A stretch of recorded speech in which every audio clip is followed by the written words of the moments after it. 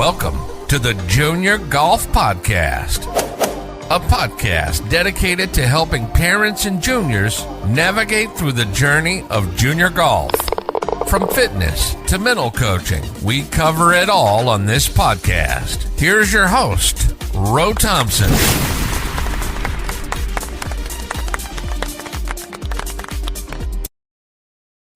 All right, here we go. There we go. All right. Good evening, everybody. Welcome to the Junior Golf Podcast. I'm your host, Ro Thompson. And as always, we've got a special guest in the building. We've got none other than Jeff Bullock, founder of the Universal Golf Rankings. How's it going, Jeff?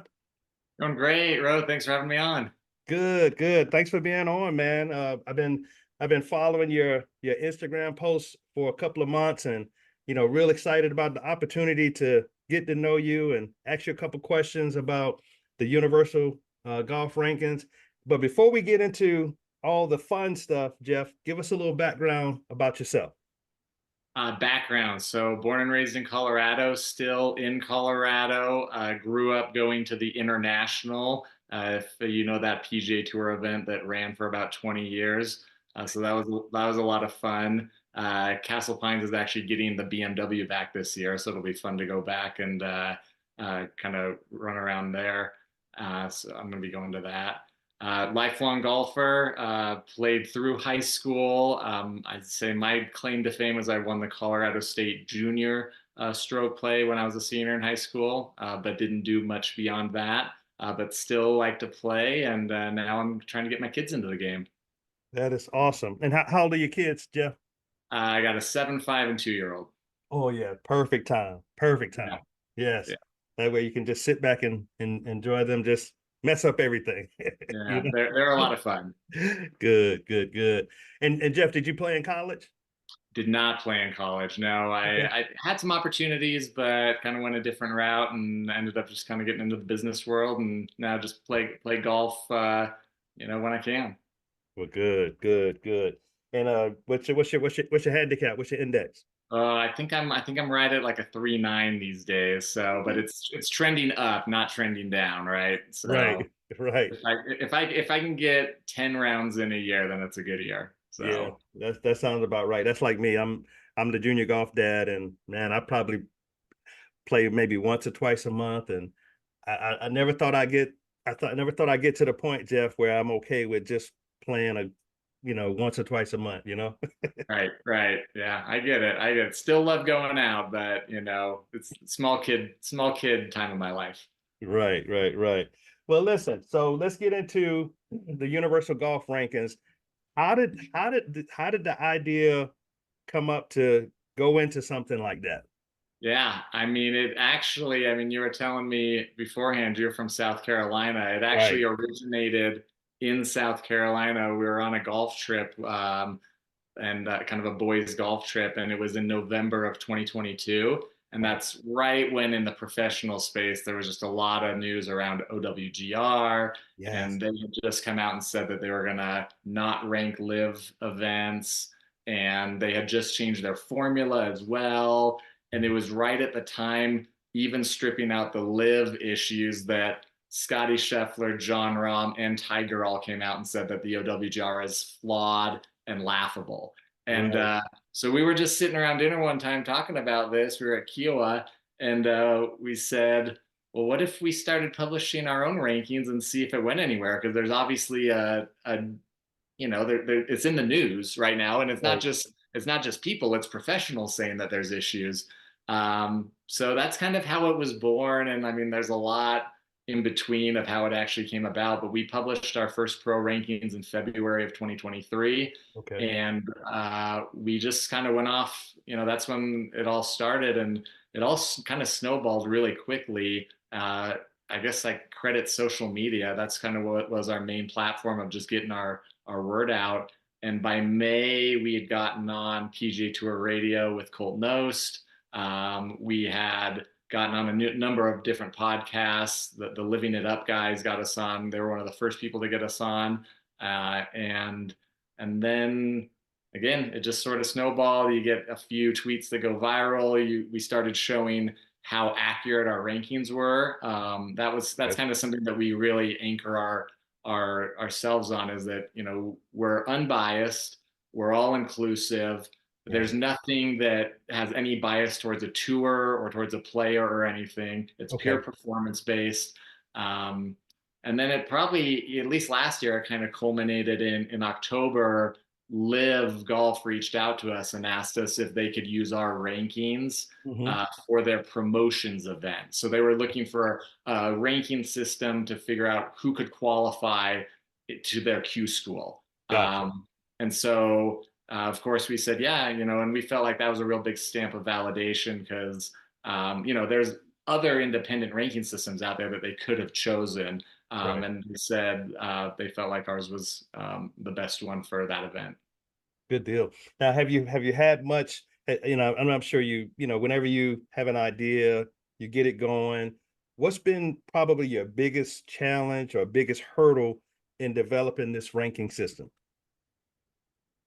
Probably the biggest challenge, honestly, is just continuing to get the word out and just continuing to show that, hey, there's other ways of doing it. I mean, at the end of the day, in the professional space, OWGR is the ranking system, and the reason why they are important is because that's what qualifies you for majors, right? I mean, that is the claim to fame. And so, you know, we get the whole spectrum on social media of people who just like hate what we're doing and people who really love what we're doing. And you know, so it's funny to see all those comments, but it's been a really fun ride, and we're continuing on. And to kind of pivot to the junior space, I went to the USAM was in Colorado this last year at Cherry Hills. And so I went out there, was watching all the juniors, and I was having discussions with parents of junior golfers who had qualified. And just through those discussions of telling them what we were doing on the pro space, they almost asked and said, hey, like, there's a need in the junior space, or there's an opportunity to maybe, you know, take your system that's proven to be a really good system and put it in the junior space. And that's where the idea came to not pivot, but say, hey, we should maybe look at junior golf and add to it. Right. Because you just went live in the on the junior rankings, what, about a week or two ago? 2 weeks ago. Yeah, we've been working on it since August. So, I mean, you don't throw something like this together overnight. I mean, we decided in August we were going to do it, and it took, I mean, what is that? Almost 8 months to build out the database and to really build out the functionality. And yeah, we went live 2 weeks ago. That's awesome, man. That's awesome. Now, in your opinion, because, you know, all of the parents, you know, we know about JGS, and we know about Rolex, and we know about a lot of other different rankings. In your opinion, how does, you know, your ranking system stand above the rest? Yeah, no, it's a good question. So when it comes to ranking golfers, it all comes down to methodology. So what is the method by which you are ranking people? And it's kind of clear. So Rolex, AJGA, they are a points-based system, right? So similar to OWGR, they assign points. You earn points based on where you finish in AJGA tournaments. And they only do AJGA tournaments. So that's kind of, you know, that only captures a certain segment of the population. And very small too.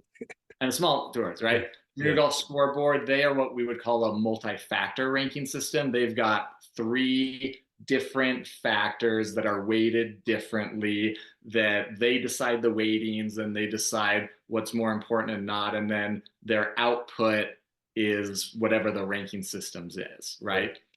We are what's called a performance-based system. So it's strictly relative performance on a peer-to-peer basis. So what we do is we map in a huge cloud-based computer. I can't adequately describe the actual technology that's behind it because it's so big. But we map the thousands and thousands of junior golfers, their head-to-head matchups that they play against every opponent that they play in a huge matrix, and you get a relative ranking, a relative score to them. And we've shown, this is like the nerdy side of it, we've shown mathematically that performance-based systems are the most accurate way to rank golfers over points-based systems and over multi-factor systems. And one of the main reasons why is that we account for magnitude Okay. And what do I mean by that? If Scotty Scheffler finishes first place, whether he wins by 1 or by 10, he gets the same number of points. Okay. We believe that if you win by 10, you should be credited with a dominant win more than just the fact that you won, right? And so Right. performance-based systems actually take into account magnitude of win. That's good. Yeah, because I noticed my son, he's ranked like 3,300 on the JGS, and then when I put his name in the TUGR, is he's like 2,600. So it was a little bit higher ranking. So then, well, and it's all just based on matchups, right? So if you go, Right. you click into any player, and we actually show, we call it the scatter plot. We show a scatter plot of everyone's head-to-head matchups, and you can actually see, you know, why you are ranked a certain way, because we actually show you that you beat everyone who we rank worse than you, and you Okay. lose to everyone who we rank better than you, and so it's a perfect fit. Okay. That's good. Good, good, good. And so when parents look at this ranking system, Jeff, parents and juniors, what should they be looking for when they look at these ranking systems? Yep. So we say we answer three questions, Okay. three fundamental questions that I think everyone wants to know. First, where are you accurately ranked? And we rank people on 6 levels: the overall, country, state, county, city, and then your class. Okay. So you can actually go in and say, hey, like I might be the 10th best player in my city, and maybe I'm the 1000th best player in the country, but there's always something that we can improve on. And we feel like that gives a really good story for everyone trying to figure out how they can improve, even if it's on the city local level. Okay. The second question we answer is, how am I trending? So we have tons of trend charts that go back 12 to 18 months. So you can see how you are hopefully improving, and actually measure your progress, right? So now there's an actual place that you can measure your progress. And then third, we answer the question, how do you improve? And I'll take the step back. We are a rankings and analytics platform. And I think you can correct me, or anyone can correct me, I think we're the only ones to do both, Okay. because the rankings platforms that we've mentioned are just pure rankings. Right. And then there's analytics platforms that usually you have to wear a device or have a tracker or wear a watch or do something that give Right. you analytics, but they don't do rankings. And we've created something where it's a one-stop shop. You have both now. You have your rankings, which explain your analytics, and vice versa. And so on the analytics side, we truly break down your game on a hole by hole level, on a par 3, par 4, par 5 level, in Mm. weather, not in weather, your Oh, bounce back wow. rates, your give back rates, Yeah. your insights. One of the most popular charts we have is we break down your game on the first 6, mid 6, and last 6 holes. Okay. And you see these crazy trends of, like, some people are great starters, some people are great finishers, some people are not, and you can derive really good information from that. You can be like, oh, maybe if I'm not a good finisher, maybe I run out of steam, maybe I'm not in shape, right? Or and then we have a whole benchmarking, because we have all the data of 12,000 different juniors. You can Right. pick a benchmark and say, how do I compare against the best players? How do I compare against the worst players? And you can toggle it back and forth so you can see where you need to improve to move up to that next level. Hey Jeff, you caught my attention when you talked about starting strong, finishing not so great, because some of the junior dads and we've had this conversation about push cart. And one of the things that we found, well, or the data says, if you use a push cart in your in your tournaments, you save yourself about 30 to 40% energy. So Oh, when I you get a believe it. chance, Jeff, I want you to look at that for me and see what you've noticed with like most of the juniors. And I know some of them are gonna finish strong because they're like, I already had a bad start, so I need to figure out how to finish Right. strong. But I think what does happen in most rounds is you get off to a good start, and then you kind of end on a not so great note. You may go bogey bogey or bogey double and Yeah. not finish the round so great. Well, and that's why the trends charts that we have are so important, because you can look back and see. So, you know, maybe obviously one of the more popular juniors in the ecosystem right now is Charlie Woods, right? Everyone Right. wants to see how Charlie's doing. if you look at Charlie's trends charts, he doesn't lose any shots to the field on par fives, even when you compare himself to the best juniors in the country. Mm-hmm. He's a par five player. Where he loses shots to the field are on par fours and par threes, which are basically iron shots. Like you can basically derive that his iron play is below average and his long game is above average. And then you can see the trends that's actually changed over time. And so it's just interesting to see that if you're sitting there consulting with him or looking at him, you'd be like, hey, we know we need to look on to go to the next level. Yeah. And you spend more time on that, right? Yep, you do. That's really good. That's really good. So Jeff, so talk to us about the cost of the membership and what do you have access to? Yep. So again, dividing it between rankings and analytics. So rankings on the most basic level are free, right? You can go to TUGR.org, click on boys or girls rankings. You can even search in the search bar and see where you are ranked. We have really just two levels of memberships, and honestly, like we have got a pretty big tech cost that we have to cover, and as we do it. But the first level really answers the question all about advanced ranking. So the first level, which we call the hero package, tells you all of your rankings in your, in the six categories that we talked about. It gives you tons of trends charts, and then it shows all the tournaments that you've played in and that are in the database, right? So we have, I think the biggest piece of feedback we've gotten in the first 2 weeks is, hey, you're missing tournaments. And we say, thank you, like tell us and we'll get them in the database, right? The legend package, which is our highest package, that's the pure analytics package, right? So that is all the deep hole by hole analytics, bounce back rates, how do you do in different weather, and everything. And so first package is $12.99 per month, and the legend package is $24.99 a month. Right, I saw that. And Jeff, do y'all rank just 2 days or 1 days and 2 days?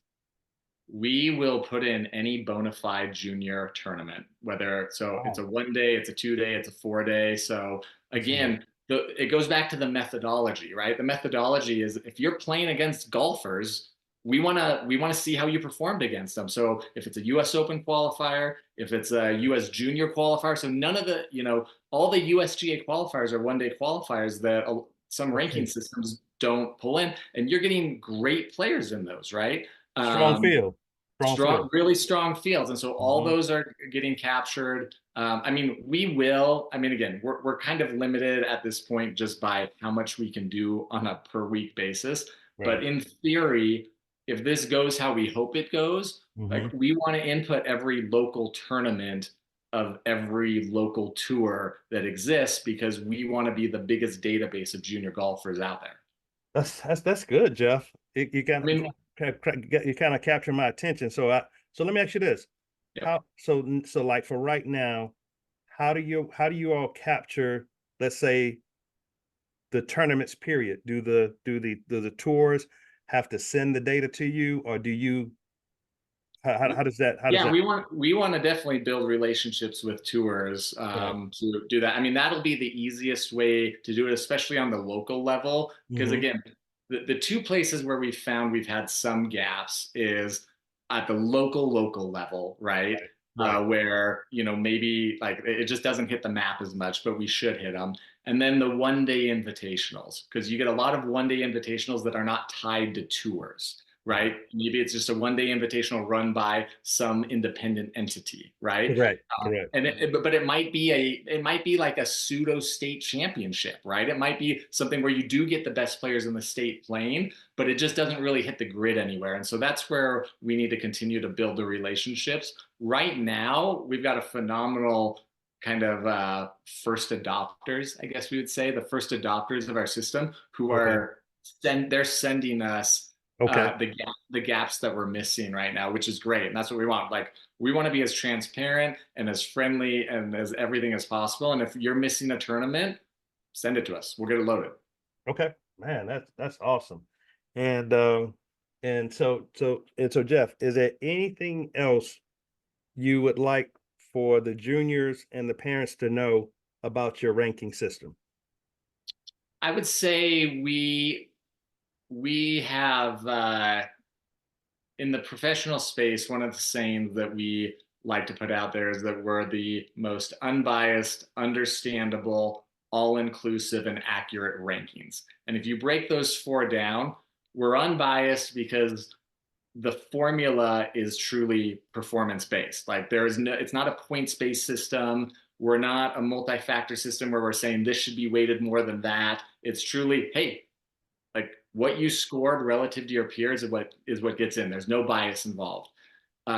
It's all inclusive. On the pro side, that means we're capturing all professional tournaments. On the junior side, that truly means we're trying to capture all junior tournaments that we can, right? It's understandable, right? There's really that you don't need it's not rocket science to figure out what we're doing now. I could say it's rocket science of how we actually compute it from a technological standpoint, but it's relative peer-to-peer scores is what it is. And then it's accurate, and it's proven to be the most performance-based systems have proven to be the most accurate way to rank golfers compared to points-based or multi-factor systems. Like we have the math to prove it, and like we can publish it. We've published it on the pro side all the time on our Twitter feed on the pro side. And the last thing I'd say is one of our mantras is we want junior golfers to play more golf. One of the biggest pieces of feedback we got from parents is that sometimes there are wrong incentives within ranking systems that make you want to withdraw or not play in a tournament because maybe it'll be bad weather, or maybe it's a winter tournament, and how is my score going to be affected in the winter? And that doesn't matter in our system because it's relative to the peers you're playing. So if you're playing in a really bad weather tournament and the winner shoots 80, well, the winner shot 80. If you shot 85, you were only 5 shots off the winner. You weren't 15 shots off par. Right? Off of the course rating, right? Off of the course rating, because the conditions were such that the winner shot 80, and that's what should matter. And so all of that is factored in. And so you should be incentivized to play more golf, not less golf. Yeah, because that's the biggest concern, Jeff, that most parents, some of the parents have, I'm not gonna say most, is that you want to stay away from winter golf, and you want to stay away from bad weather, and like I have some parents that'll say, between November and March, you want to stay away. You don't play. You want to just work on your game. And if you're a competitor, if you're a parent and you want your children to be competition ready, that's a tough pill to swallow. Because you want them to stay ready. So when it's time, boom, they're already in competition mode and they want to compete. Well, and the way you're ranking, the more competitors you play against, the more different competitors you play against, the stronger your ranking is. So Miles Russell right now, if you go into our system, he's played against 600 different competitors over the last 18 months. Yeah, he's number one, right? He's number one. He plays everywhere and all the time. Charlie Woods has played against 424 different competitors over the last 18 months. If you scroll down to someone who's maybe ranked like 5,000th in our rankings and you look, maybe they played against 60, maybe they played against 80 because they were only playing in a few local tournaments. Your ranking becomes stronger when you get more connections to the golf ecosystem. Okay. Gotcha. That makes sense. That's good to know. Yeah. All right. So Jeff, I know this has probably been a collaborative effort with some people that's in your circle. Is anybody that you want to give a shout out to for helping you to kind of bring all this to the forefront? There's 6 of us kind of that are running this right now, and we've been running it since November. And we all have, what's great is our group, we all sort of specialize in different things, right? That's beautiful.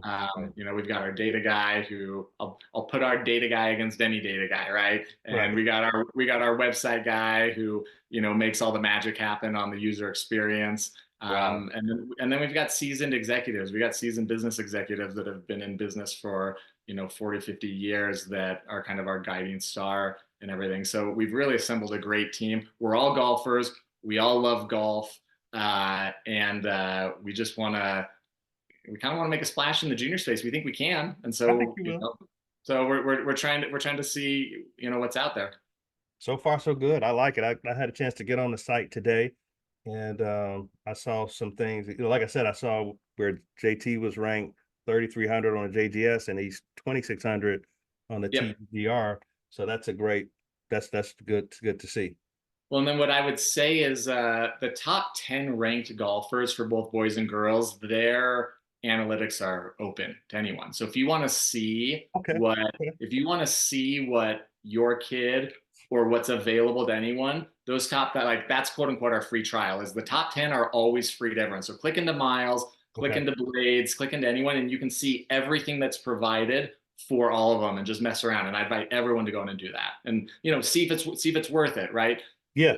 We've been open for, or we've been live for 2 weeks. We've got a number of people who've taken advantage of the upper package, and it's been really good because they're getting the personalized analytics for their kid, and it's turnkey, right? You don't have to wear a device. You don't have to go input stuff after the round. We're deriving it all from the data that we get from the tournaments. Gotcha. So, so Jeff, if somebody, if our child plays in a tournament, how do we send that to you? Do we just send you the link, or how Yeah, does that work? links are great. Sending it to email is better than over like Twitter or Instagram. Right. So Right. our email is it's team@tugr.org. So it's our team. So TEAM@TUGR.org, and we got multiple people watching that inbox every day. Okay, that's beautiful. So, That's yeah. beautiful. So Jeff, just as we bring this thing to a close, man, I wanted to ask you. I know you don't get a chance to play a lot of golf, but one of the questions that we always ask on our podcast is, if you could have a dream foursome, who would your other three players be? This is probably a cop-out answer, but I feel like I get my dream foursome. I go on a family boys golf trip every year with my dad, three brothers, and a brother-in-law. So there's 6 of us, right? Is that what it adds up That's a to? sixum. That's a sixum there. That's a sixum, and we wrote. We usually play 2 or 3 courses, and we rotate foursomes amongst all of that. So at my stage, not that I'm old, but at my stage of after living through competitive junior golf and this and that, the Yeah, few times I play, I enjoy going out and playing with them. that's good. Now, have y'all did the Pinehurst trip yet? We did. We did Okay. Pinehurst. We did Kiowa. This Yeah. year, we're going up to Sand Valley in Wisconsin. Okay, good. And don't forget to put Myrtle on there too now. Myrtle Beach. Yeah. We'll get it. We'll get it. Good. So Jeff, how can our listeners follow you on social media? Yeah. So for junior golf, our our Twitter handle is @TUGR Junior Golf. Our Instagram handle is @TUGR Golf. So our Instagram we're using, we don't have a separate one for junior. That's kind of the main one. We send out a newsletter right now every single week as we kind of update and we're getting going. So if you want to get on our weekly newsletter, just ping me a DM or shoot me an email. And we got a lot of really great stuff coming down the pipeline. We've got some partnerships that are on the 2-yard line, and once we get those across the 2-yard line, we'll announce them. And I'm hoping that some of them get announced in the next 2 or 3 weeks. All right. And Jeff, before you go, is there anything you can share as far as the future of TUGR? I mean, the future of TUGR, I'd say we're just getting started, at least with TUGR Junior, right?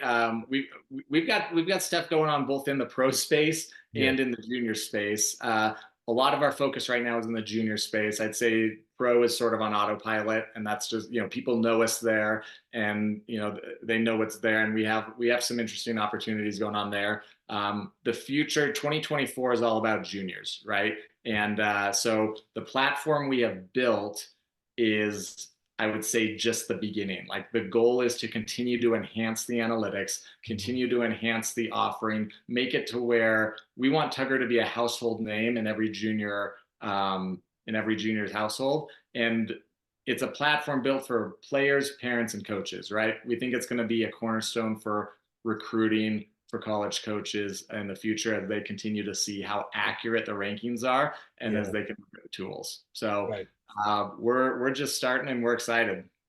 Well, good. We're good. We're in that, you mentioned college coaches. We're in the midst of that college recruiting phase. So yeah, you might get a couple of emails from me.